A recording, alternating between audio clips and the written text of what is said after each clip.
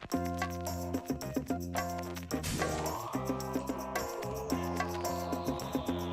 everybody, Mr. Gambler here again, and man, this video is going to be about 3 a.m. at the casino, and I'm just going to talk about some of the nights that I was at the casino past 3 a.m. and what I saw.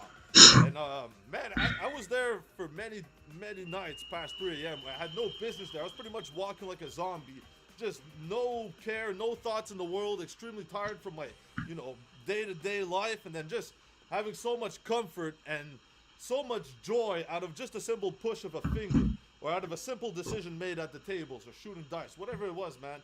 It was just easy entertainment for low amounts of energy, and instead of having the same dopamine hits you would get off playing a game of, hockey with your friends, I would gamble my entire paycheck away.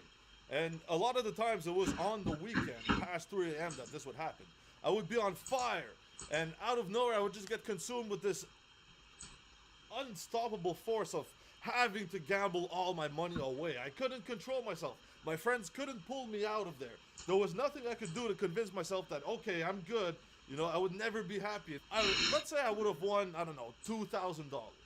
Just because of that, I would sometimes end up staying there for 12 hours, just so stuck there, going up and down, up and down, up and down. End up gambling everything that I actually won and using my own money again to gamble more. And getting more, and losing total track of how much I actually spent there. It's just some of those nights, and it always ended up being on one of those late binge nights, is those nights that I self-sabotage so badly. I remember one of the times I was stuck on the Monopoly machine, and my friend was telling me, like, hey bro, let's get out of here, man, let's get out of here. It was 11. By the time that I snapped out of it, I looked around and there was nobody else there. Nobody. It was a ghost town. And I don't even know what time it was to this day. I just got back in my car, and by the time I got home, the sun was rising. And all I remember was my friend saying, okay, bro, you gotta leave. And because I had won so much money, and I was so hooked on this Monopoly machine, I kept on putting 20s and 20s and hundreds and hundreds. Then I would just feed and just try to get the bonus spin round again, and thinking the major is gonna drop again. That's why I did it that night. And there's so many nights that's what would happen. I would just win simply enough to make me believe that I'm on fire. And because of that, I would be one of the last ones leaving. And it was always unbelievable, because you snap out of it when you run out of money. It's always like that. You snap out of it once you can't access any more money. And then you look at the time, like, holy crap, it's 3 a.m., I got to get back to work. There's so many nights that I had to sleep in the car for about 2 or 3 hours just to go back to work on Monday and make it there on time. Just because I was stuck at the casino all weekend long. And I hated going back to work because I thought that it would be easier to just make more money at the casino. Oh man, it's crazy. So 3 a.m.'s at the casino. What did I see? One time, and this is what I remember, I still don't know how this was possible, but there was this couple. It was a man and his wife. And they were hogging the 2 progressive machines. And they were very popular machines, but there was only 2 of these machines. And one was just staring at the other machine and not playing. And then the guy was like there, and they were feeding the machine all night long. And the thing with this couple is that they were both hearing impaired. You couldn't talk to them. And my friend was obsessed with the machine that the man was hogging. So the wife was playing while the man was sitting on the machine. The couple ended up sleeping in the parking lot. They had like a tent van thing going on. So they were, and my friend ended up going on his machine, and then he kept on playing, and won $200. And with this $200, now the guy was just around, and I never seen anybody so pitiful of having left a slot machine ever. He was all in disbelief, and I always thought that the casino did this evil trick to him on purpose. They knew that the second he left that seat, now they should put the major prize there, and the major prize was only like $200 because it was one of those $1 to $2 machine spins. Now that always taught me a lesson because of the evil things that it does as like a puppeteer trying to pull your attention. That's what really happens at these slot machines. The thing is that these puppeteers are able to keep you wired and awake all night long with the dopamine and the free bonus, and it knows how to keep you wired. It knows how to elevate your heart and your adrenaline, and being in a certain state of mind, so happy and comfortable and at bliss, and They have perfected how to tune your emotions up to keep you there as long as possible. And there's so many of those nights where I'm like, okay, I gotta go.